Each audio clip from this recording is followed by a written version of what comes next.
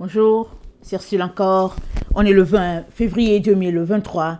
Alors, je viens sur la trompette aujourd'hui encore et je viens proclamer le retour de notre Seigneur Jésus-Christ. Amen et Alléluia. Soyez tous bénis. Soyez remplis de sa joie. Alors, hier, j'ai apporté une vidéo sur la justice de Dieu qui règne toujours. Amen. Et j'ai commencé la vidéo en parlant d'un rêve que j'ai reçu suite à quelque chose que j'ai vécu récemment. Comment j'ai été privée de mes papiers et puis ceux de mes enfants. Alors, finalement, j'ai tout laissé entre les mains du Seigneur. Et un miracle, ou bien des miracles, se passent.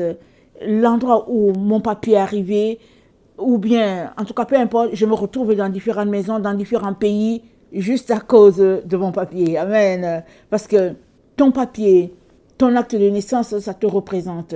C'est toi-même, au fait. Alors, si tu ne l'as pas, on comprend que tu n'as rien sur toi. Et si tu l'as aussi, à l'endroit où c'est, ben voilà, c'est que ça témoigne du passage de la personne sur la terre. Alors, j'ai été privée de mes papiers et vous savez, avec la technologie, le papier, il voyage.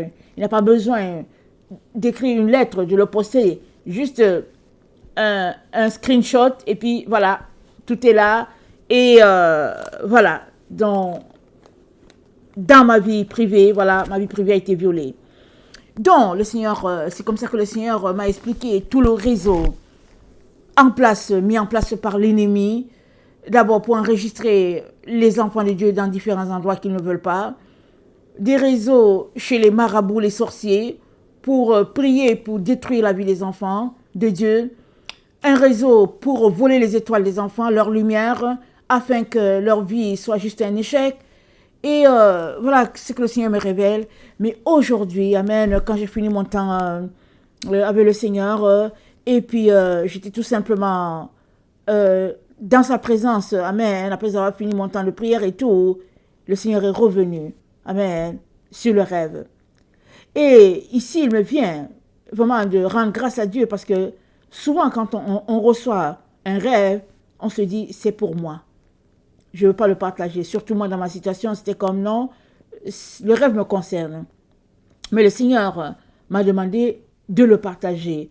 Alors, je l'ai partagé et dont deux infirmières qui sont là en train de bloquer mon chemin. L'une est sur un pied, l'autre est sur l'autre pied, afin de m'empêcher d'avancer. L'une est une sage-femme, l'autre est une assistante sociale. Et puis donc, finalement, je prends note de cela et j'entends le caducée. Et le caducée, ça fait pas longtemps que je l'ai découvert, ça fait peut-être, disons, une semaine.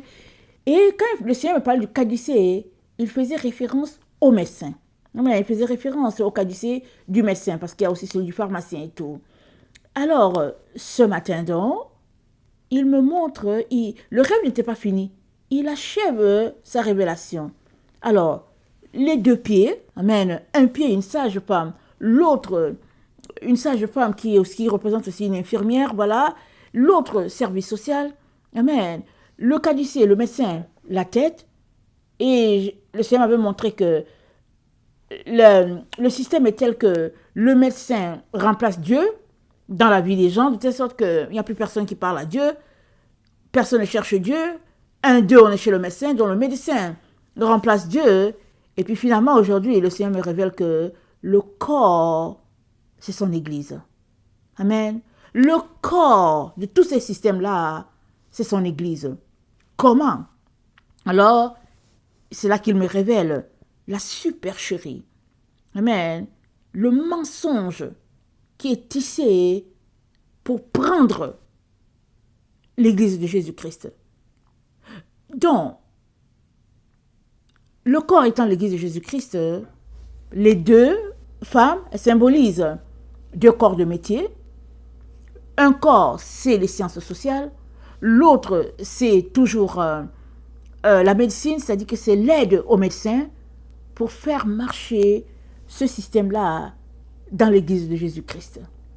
Parce que le médecin, après tout, il est Dieu, entre guillemets. Il est Dieu. Et qui, mieux qu'un médecin, connaît le corps humain? Parce que pour avoir un diplôme en médecine, pour avoir fini la médecine, c'est qu'il a étudié le corps humain, en long et en large. Alors, qui peut mieux faire mal à quelqu'un si ce n'est un médecin, s'il le veut? Voilà pourquoi, dans le caducée, il y a ces deux serpents, ce n'est pas tous les caducées qui sont comme ça. Il y a un, c'est un serpent autour d'une tige. Et il y a un autre, c'est deux serpents. Alors, l'un représente le soin que le médecin peut donner à quelqu'un, sa compassion pour la personne, le travail du médecin en tant que, au fait, ouvrier qui regarde un cas de maladie et puis qui le soigne. Et l'autre serpent représente le médecin, cet initié, qui, s'il veut, envoie du poison dans la vie de la personne, il peut aussi, parce qu'il est initié. Amen. Alors je disais que hier j'ai passé mon temps à lire, amen, parce qu'il faut lire, il faut chercher, n'est-ce pas, qu'est-ce que Dieu est en train de dire. Et c'est là que le Seigneur m'a montré, au fait, comment on appelle ça, les formules. Ils ont beaucoup de formules. Les initiés, ils ont des formules. Les alchimistes et tout ça, c'est des pratiques de choses. Je ne sais pas si c'est la chimie, je ne sais pas c'est quoi, ok? Mais j'ai un peu lu. Et puis quand on ne comprend pas quelque chose, on ne s'avance pas beaucoup dedans. Mais voilà ces gens-là qui ont étudié et qui sont capables de faire du mal s'ils le veulent. Et on est rendu au stade où sur la terre, le mal est répandu. Les ténèbres ont pris la place de la lumière. Le mensonge a pris la place de la vérité. L'amour de l'argent a pris la place de l'amour du métier. Si bien que les différents corps de métier se sont regroupés pour pouvoir corrompre l'âme saine et l'âme pure. Et l'âme saine et pure, elle se trouve où? Dans la maison de Dieu, dans son église. Ses enfants font tout pour marcher selon ses préceptes à lui, n'est-ce pas? Les préceptes de Dieu, je veux dire. Et voilà le système qui est mis en marche pour les en détourner, pour les éloigner de la vérité. Et qui d'autre est utilisé? C'est ceux de la maison de Dieu.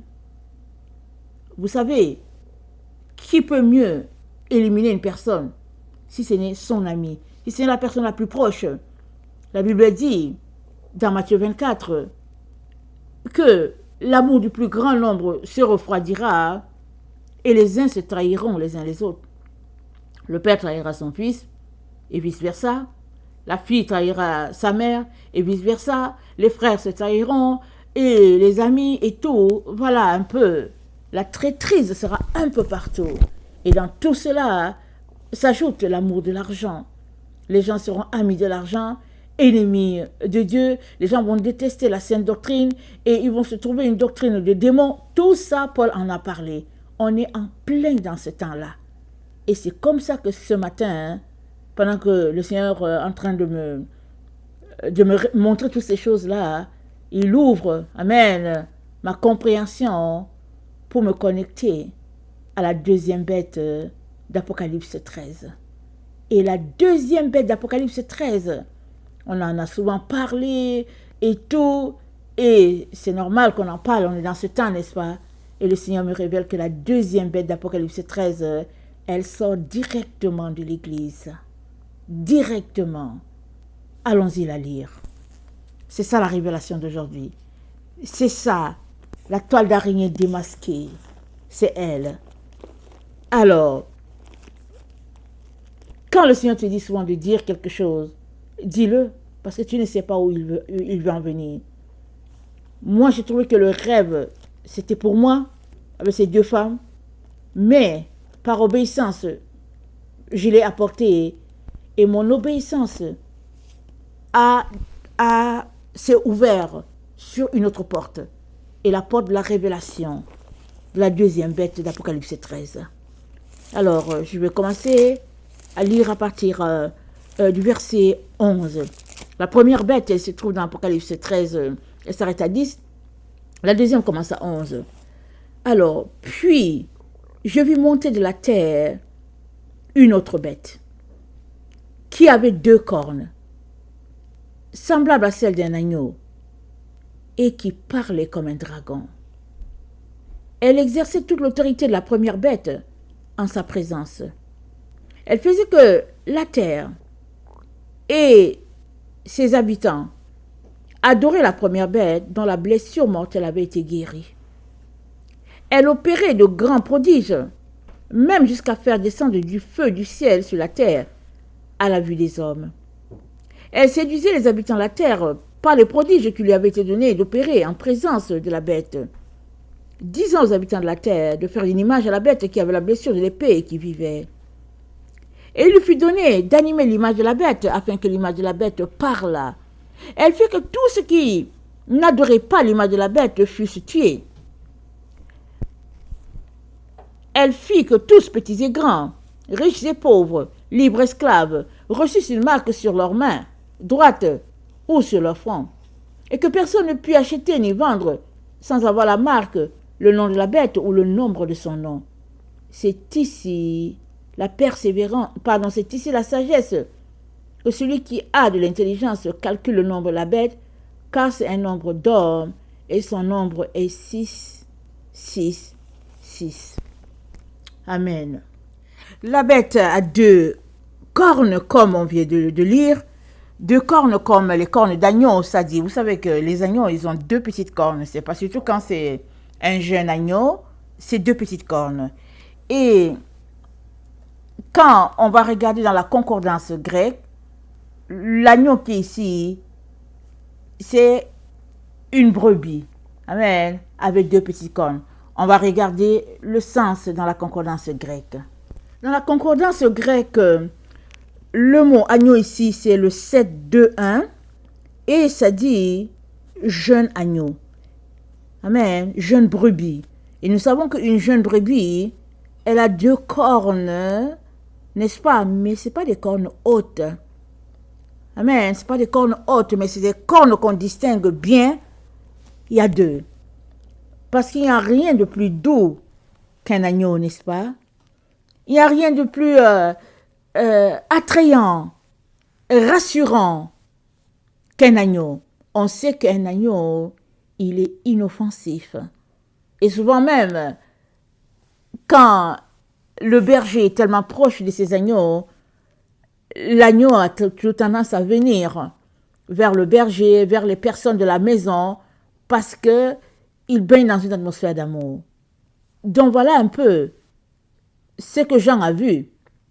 Une bête qui sortait, amen, une bête qui montait de la terre et qui avait 2 cornes.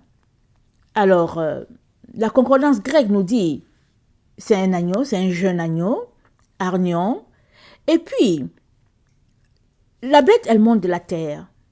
Généralement, quand la Bible parle de la terre, c'est par rapport au ciel. Alors, la terre, parce que Dieu a une maison sur la terre, c'est-à-dire que son église est sur la terre encore. Amen. Et il est là en train de faire des recherches dans son église pour savoir qui marche selon lui ou bien qui ne marche pas selon lui. Alors Jean voit cette bête-là qui monte de la terre, c'est-à-dire il la voit venir en provenance de l'Église. Alors, qu'est-ce que Dieu est en train de nous dire ici? Il dit, la seconde bête, elle vient de l'Église. Alors, elle ressemble à un agneau, c'est-à-dire qu'il y a 2 petites cornes sur sa tête, et pourtant, elle parle comme un dragon. Donc, on est en référence ici avec trois éléments qu'il faut distinguer. Donc, la première corne, amen, elle vient du clergé. La deuxième corne, elle vient du corps médical. Et la voix, elle vient des pratiques de sorcellerie, de consultation, de magie, comme on le voit aujourd'hui dans les églises. Il suffit d'aller sur Internet On va voir tous ces pasteurs charlatans-là qui guérissent, qui délivrent, qui multiplient l'argent, qui font toutes sortes d'affaires. Ça, c'est la voix du dragon, dont la voix qui sort de la bouche de cet animal-là, c'est comme un dragon. C'est le côté fétiche sorcellerie, incantation, c'est ce côté-là. Et l'une des cornes, comme dit, elle vient du corps médical et l'autre du clergé. Donc voilà, en gros, l'animal.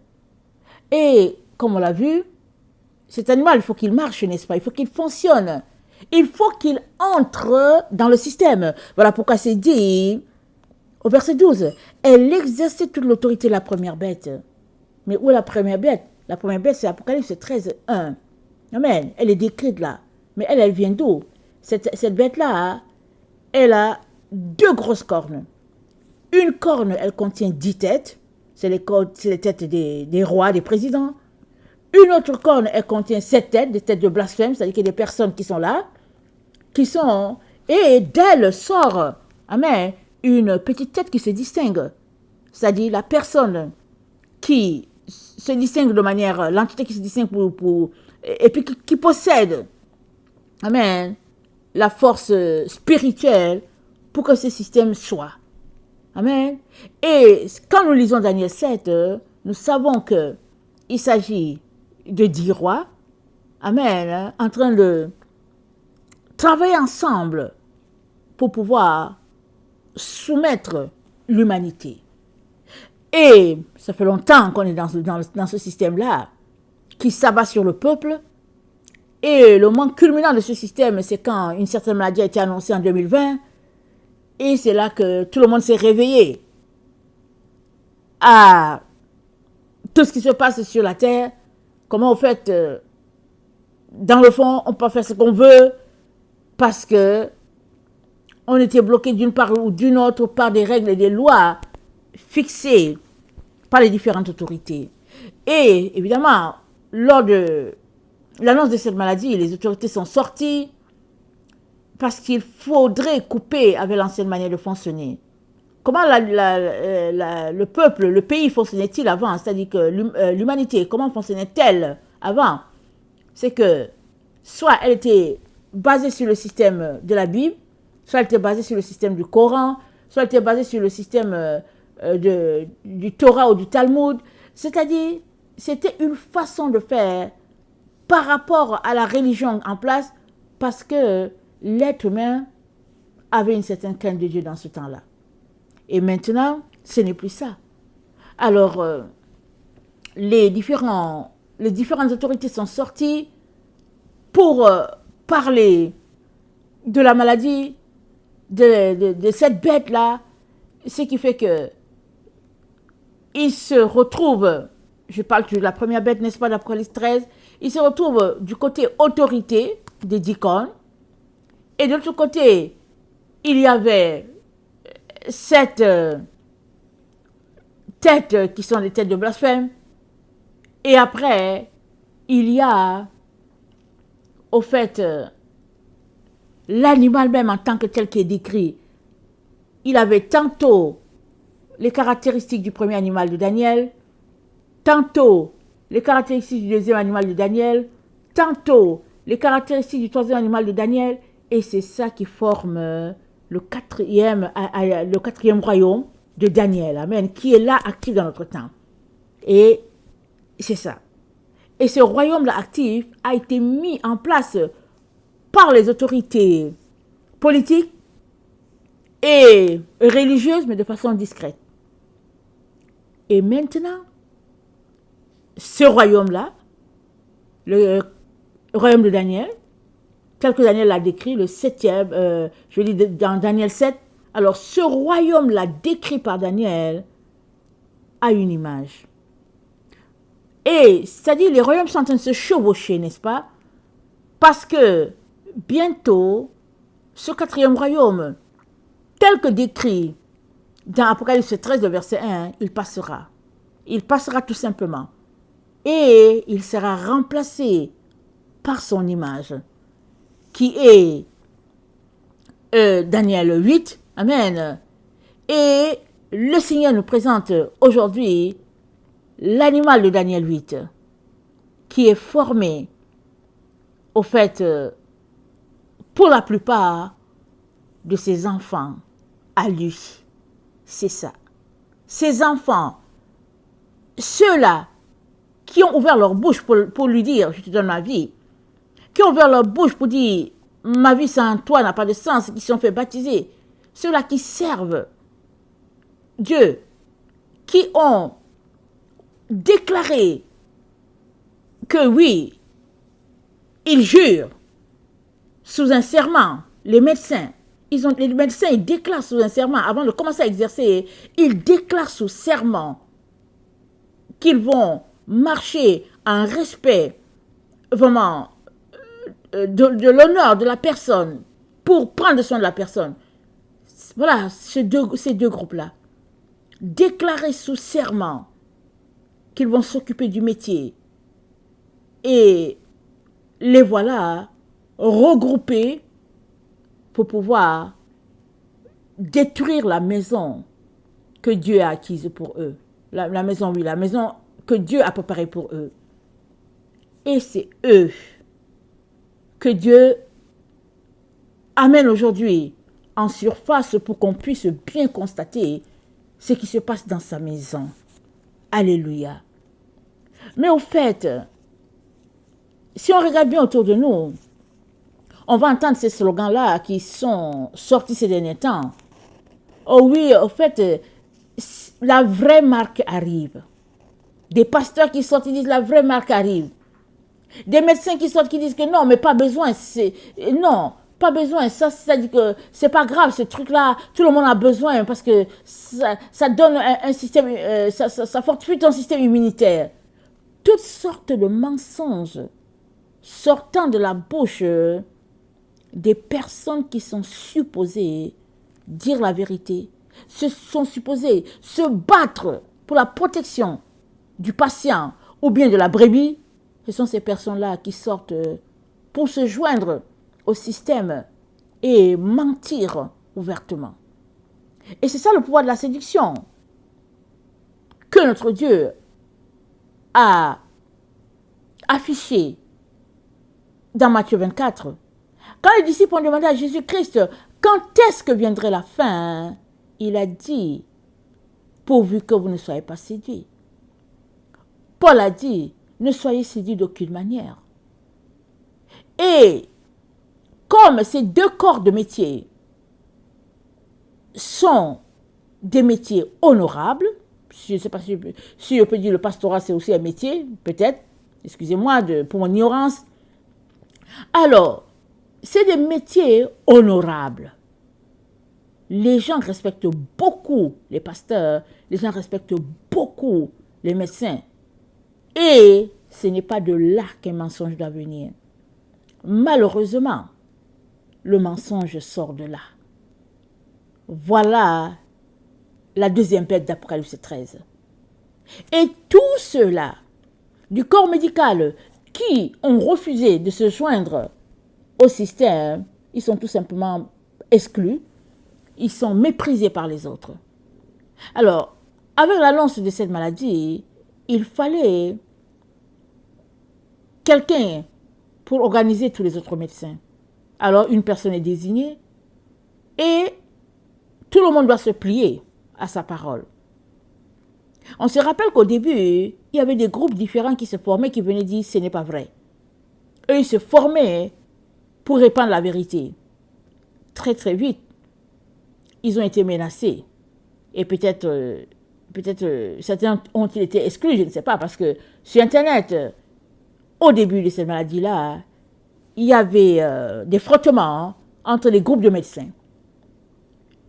Certains qui voulaient continuer d'exercer comme ils le faisaient, et les autres qui étaient vendus pour le système. Et finalement, on n'entendait plus parler des opposants, parce que dans chaque pays, dans chaque province, dépendamment comment c'était organisé, il y avait un médecin-chef qui venait et qui donnait le point sur la maladie. même s'il savait que il y avait beaucoup de choses qui n'étaient pas ça, mais il fallait entrer dans le système et puis dire quelque chose. Et plus tu mentais, plus tu étais vraiment reconnu par les autorités, plus on te donnait l'étendard pour gérer le groupe. Et quand ça se passe dans le monde, voilà, c'est le monde, n'est-ce pas? C'est Babylone. Mais quand c'est dans l'église de Jésus, c'est là où il y a un problème très sérieux. Voilà pourquoi Dieu est venu pour démasquer cette toile d'araignée-là. Parce que plusieurs de ces enfants sont aveuglés. Ils ont des lunettes aux yeux et ils n'arrivent pas à voir le tissu de mensonges monter de toutes pièces autour d'eux pour les précipiter en enfer.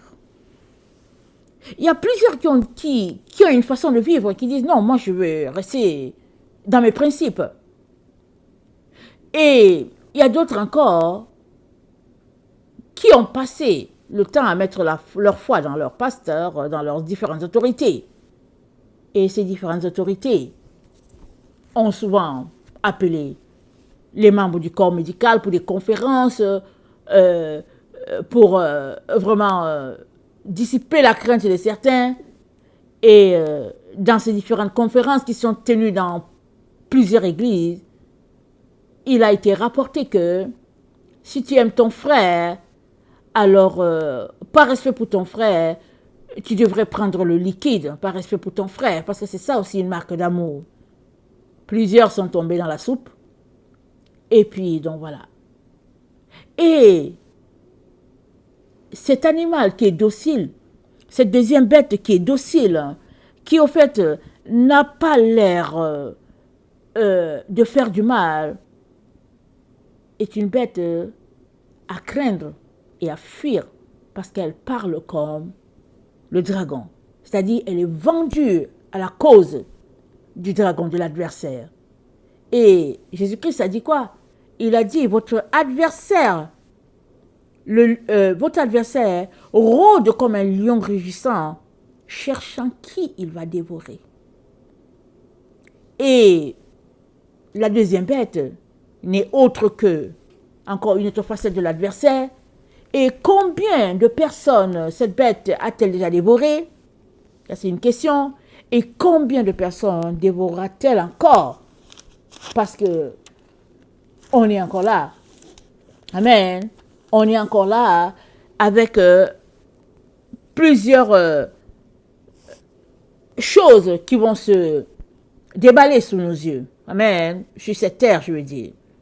Alors, les enfants de Dieu entendent-ils l'agneau parler ou bien entendent-ils le dragon? Parce que la bête, elle ressemble à un agneau, mais elle parle comme un dragon. Tous ceux-là qui entendent le dragon ramassent leurs jambes à leur cou et puis fuient. Plusieurs ont fui. Mais ceux-là qui entendent l'agneau sont là. Ils boivent à l'eau sale et ils sont là. Et ils suivent les conseils des uns et des autres. Et ils boivent. Ils prennent des liquides et ils boivent. Ils sont là. Parce qu'on leur dit, mais il faut attendre, n'est-ce pas? Il faut attendre le Seigneur. Au fait, il faut être patient, il faut attendre le Seigneur. Parce qu'après tout, si tu ne te protèges pas, si quelque chose te prend ici, mais voilà, tu ne le verras pas. Toutes sortes d'histoires. Et plusieurs mordent à ce qui leur est, à tout ce qui leur est dit. Et maintenant, le Seigneur vient dénoncer cette grosse machine-là pour que toi, son enfant, tu ne tombes pas dans la soupe de ces pasteurs-là qui sortent en disant « La vraie marque arrive, la vraie ». Mais est-ce qu'il y a une vraie et il y a une fausse? Il n'y a pas une vraie et une fausse. Et une marque, très souvent, elle n'est pas visible. Si tu es un vrai enfant de Dieu, qui marche selon Dieu, Dieu te dit que le sceau est sur ton front. Et ce sceau, il naît comment? Il naît de ton appartenance à Christ. fondée sur la vérité. Et parce que tu appartiens à Christ, tu médites sa parole, tu as une relation avec lui, et lui, il te marque sur le front. Tu es marqué. Tu ne vois pas ça forcément. C'est pas visible forcément. Et les autres aussi, qui sont avec l'ennemi, ils sont aussi marqués. Ils sont de l'ennemi. Et leur marque, c'est le 666. Pourquoi? Parce que ils sont embarqués dans le système et le 666 est étroitement lié au système. Alors, donc, ceux qui sont pour le système, ils ont déjà leur 666 aussi. Mais c'est une marque que on ne voit pas forcément. Parce que c'est une marque spirituelle. Elle n'est pas forcément visible. Maintenant, il y a des enfants de Dieu qui sont encore sur la ligne du milieu, qui ne savent pas très bien où se tourner. C'est pour eux que Dieu vient dénoncer le filet, amen, qui est là, la toile d'araignée qui est là, bien apprêtée pour les prendre. Et c'est dit dans Apocalypse 13, le verset 14, parlant de cette deuxième bête-là, c'est dit qu'elle séduisait les habitants de la terre par les prodiges qui lui étaient donnés d'opérer en présence de la bête, disant aux habitants de la terre de faire une image à la bête qui avait la blessure de l'épée et qui vivait. Donc les habitants de la terre ici, c'est qui? On a déjà situé, n'est-ce pas, au début de notre vidéo, que la terre ici, ça fait référence aux chrétiens qui sont sur la terre.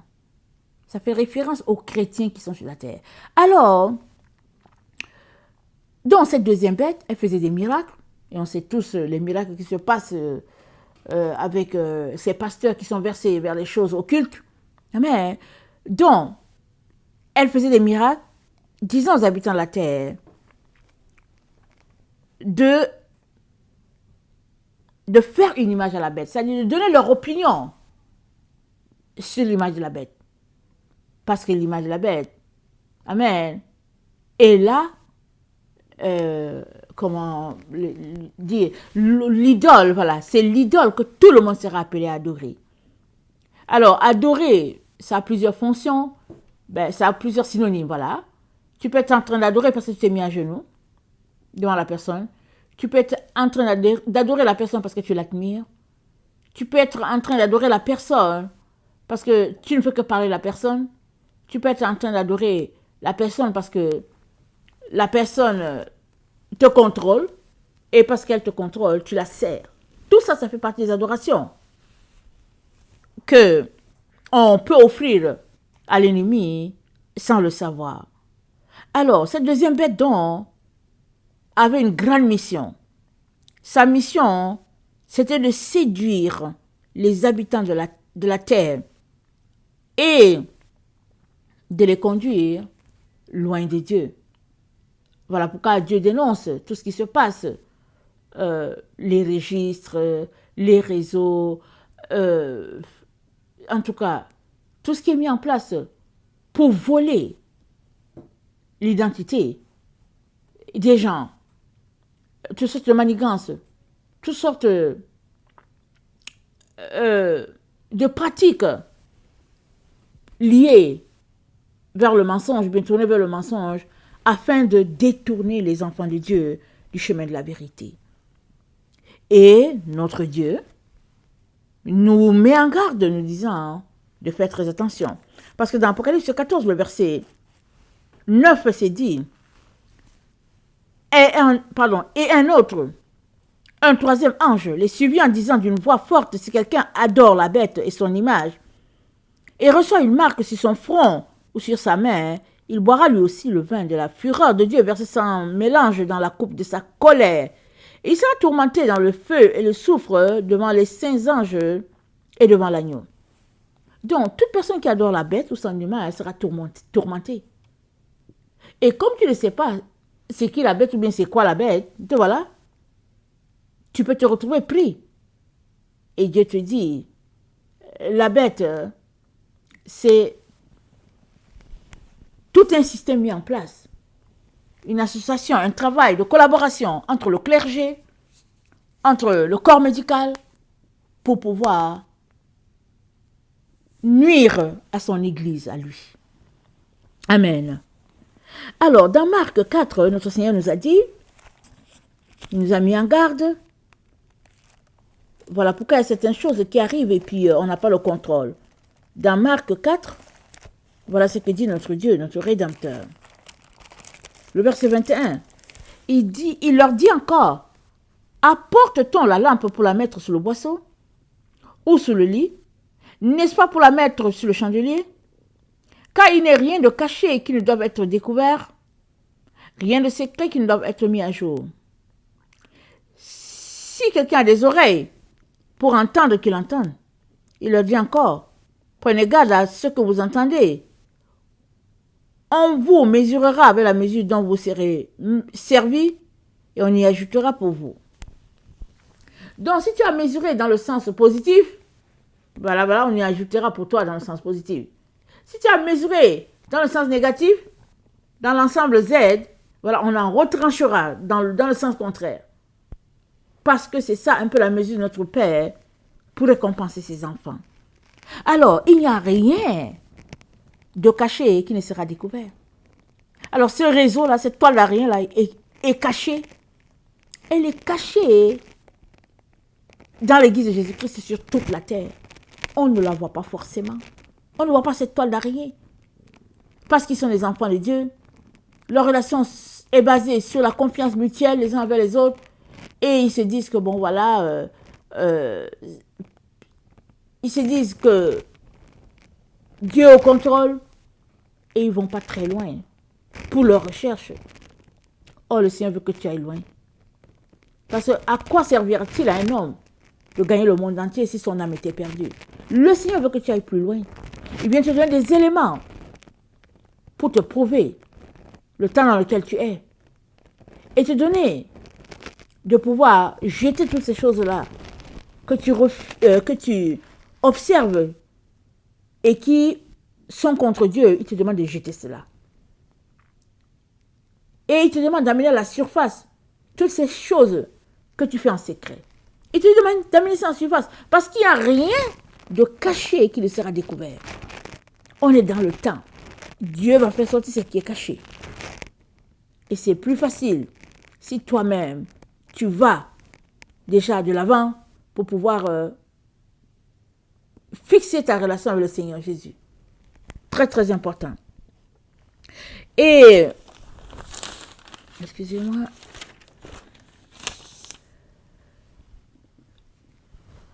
Dans Galates 5, le verset 24, c'est dit, ceux qui sont à Jésus-Christ ont crucifié la chair avec ses passions et ses désirs. Si nous vivons par l'Esprit, marchons aussi selon l'Esprit. Ne cherchons pas une vaine gloire, en nous provoquant les uns les autres, en nous portant envie les uns les autres. Alors, ceux qui sont à Christ ont crucifié la chair et ses désirs. Alors, si on a choisi de marcher selon l'Esprit, vivons aussi selon l'Esprit. Mais malheureusement, plusieurs choisissent de marcher par l'Esprit. Et quand vient le moment de mettre en pratique ce qu'ils ont dit, ils désertent leur position. Voilà pourquoi Dieu dit, la parole d'une personne, c'est son engagement. C'est son engagement. Tu ne peux pas dire à Dieu, je vais te suivre, je vais t'aimer. Et dès que l'occasion se présente, pour le trahir, tu sautes dans le seau pour le trahir. Tu ne peux pas faire ça. Et Colossiens 3, le verset 2, ça dit ceci.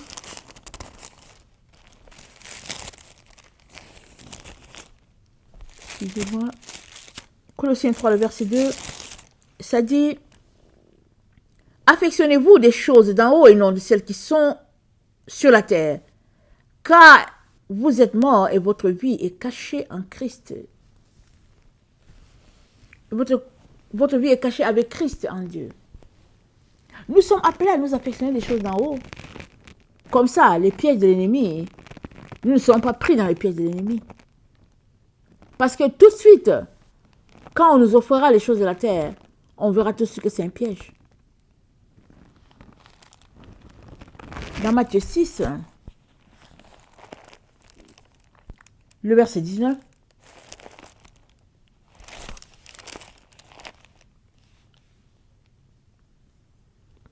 notre Seigneur dit, ne vous amassez pas de trésors sur la terre, où la teigne et la rouille détruisent, et où les voleurs percent et détruisent, et dérobent.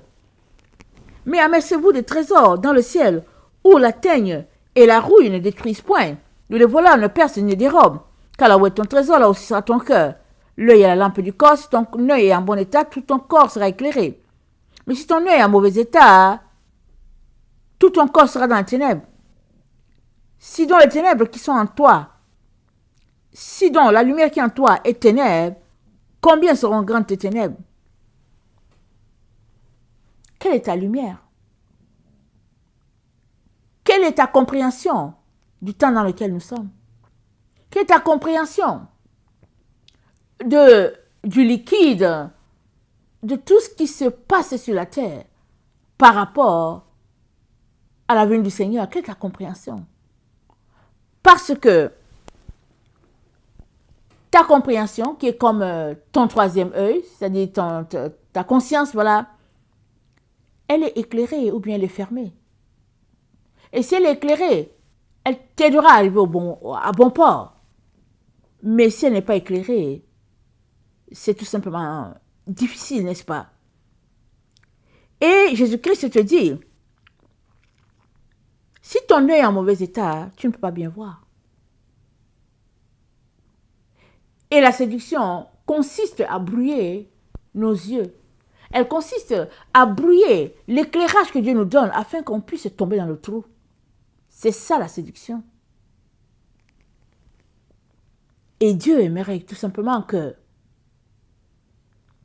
ses enfants puissent s'engager à 100% dans leur amour pour lui. Oui, si tu aimes le Seigneur Jésus-Christ à 100%, tu dois t'engager afin de ne pas tomber dans la séduction. La faille que tu laisses, que ce soit 1%, que ce soit 1/1000 de quelques millisecondes ou bien je ne sais pas quoi, ce petit espace-là, c'est une porte ouverte pour que tu puisses être emporté par la séduction. Et les enfants de Dieu, ou bien plusieurs enfants de Dieu, ont laissé cette porte-là ouverte, la porte des trésors de ce monde. Si bien qu'ils sont enfants de Dieu, mais ils veulent aussi les trésors du monde. Et ils ont conduit plusieurs loin de Dieu, les leaders. Et aujourd'hui, tout le monde court après les biens matériels. Et le système mis en place, depuis l'annonce d'une certaine maladie, est tel que l'argent est partout. C'est offert. Si tu veux l'argent, tu cours, tu vas. On va te proposer toutes sortes de situations pour de l'argent. Malheureusement, les enfants de Dieu tombent dedans. Plusieurs, accourent ou bien courent en direction du travail qui leur est proposé. Parce qu'ils vont augmenter leurs revenus, parce qu'ils vont voyager, pour X raisons. Et Dieu vient exposer ceci. La deuxième bête d'Apocalypse 13. Elle sort de l'église.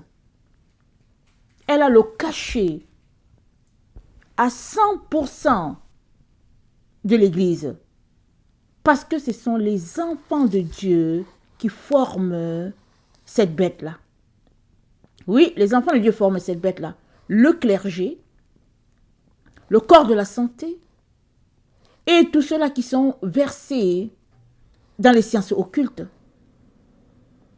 Et ce trio-là marchent ensemble, liés par la recherche de l'argent ou de la gloire de la terre.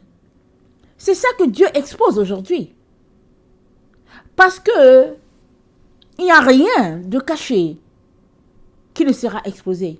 Il faudrait que la racine du mal soit déracinée de la maison de Dieu pour que l'Église de Jésus-Christ puisse fonctionner normalement.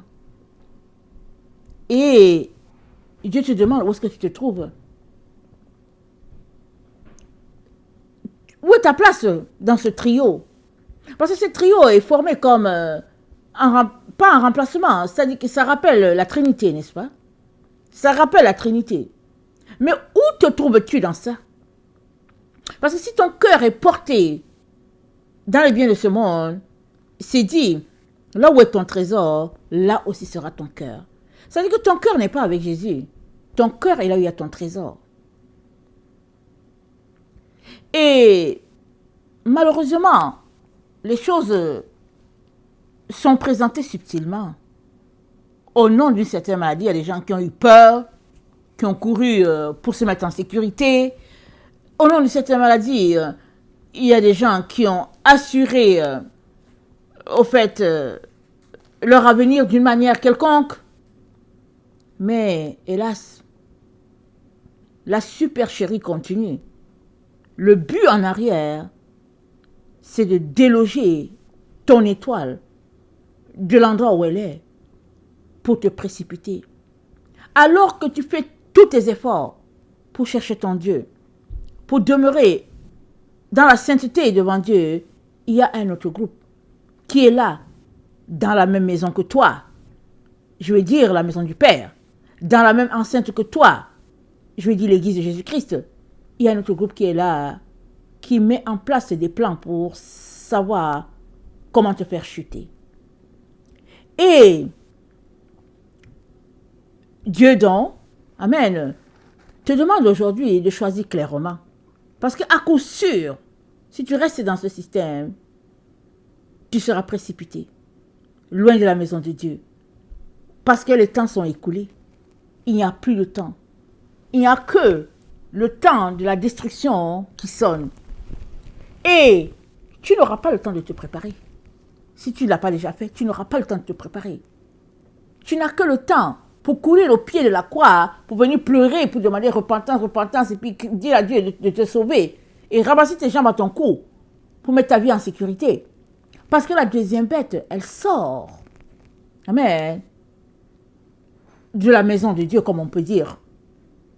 Tout cela, c'est ceux qui ont conclu un pacte avec Dieu. Je vais t'aimer, Père. Tu es tout pour moi. Tous ceux-là, ils sont nés, ils ont grandi dans la maison de Dieu. C'est trois personnes, c'est trois groupes de personnes. Un groupe, le clergé. Un groupe pour le corps de la santé.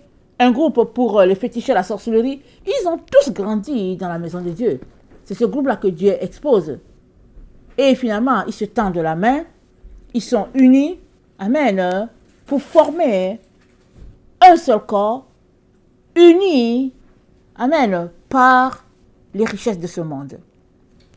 Et Dieu l'a si bien dit à Ézéchiel, son serviteur, et c'est avec ça que je vais terminer cette première partie-là. Il a dit à Ézéchiel, son serviteur, que sa maison sera une maison sainte. Il l'a dit.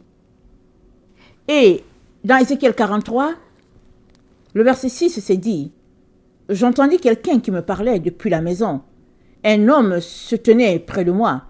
Il me dit, fils de l'homme, c'est ici le lieu de mon trône, le lieu où je poserai la plante de mes pieds. J'y habiterai éternellement au milieu des enfants d'Israël. La maison d'Israël et ses rois ne souilleront plus mon saint nom par leur prostitution et par les cadavres de leurs rois sur leur haut lieu. Ils mettaient leur seuil près de mon seuil, leur poteau près de mon poteau. Il n'y avait qu'un mur entre moi et eux. Ils ont ainsi souillé mon saint nom par les abominations qu'ils ont commises. C'est pourquoi je les ai consumés dans ma colère. Maintenant, ils éloigneront de moi leur prostitution et les cadavres de leurs rois, et j'habiterai éternellement au milieu d'eux. Toi, fils de l'homme, montre ce temple à la maison d'Israël, qu'ils en mesurent le plan, qu'ils rougissent de leurs iniquités. S'ils rougissent de toute leur conduite, fais-leur connaître la forme de cette maison, sa disposition, ses issues et ses entrées, tous ses desseins et toutes ses ordonnances, tous ses desseins et toutes ses lois.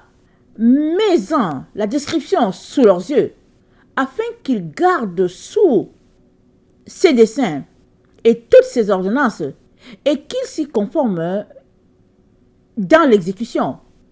Telle est la loi de la maison sur le sommet de la montagne. Tout l'espace qu'elle doit occuper est très saint. Voilà donc la loi de la maison. La loi de la maison est dans un espace très saint. C'est ça que Dieu demande.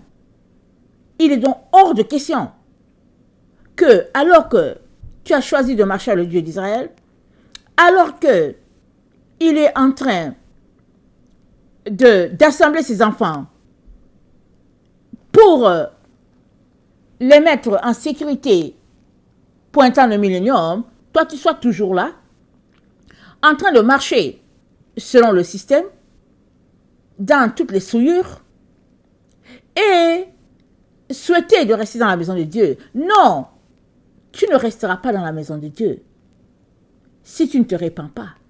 Si tu ne décides pas de changer tes voies, tu ne resteras pas, tu seras coupé loin de Dieu.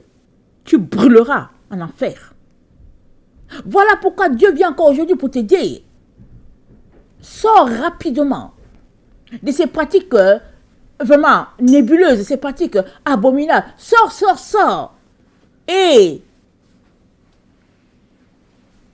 choisis d'obéir à Dieu jusqu'au bout, c'est-à-dire à marcher dans la sainteté.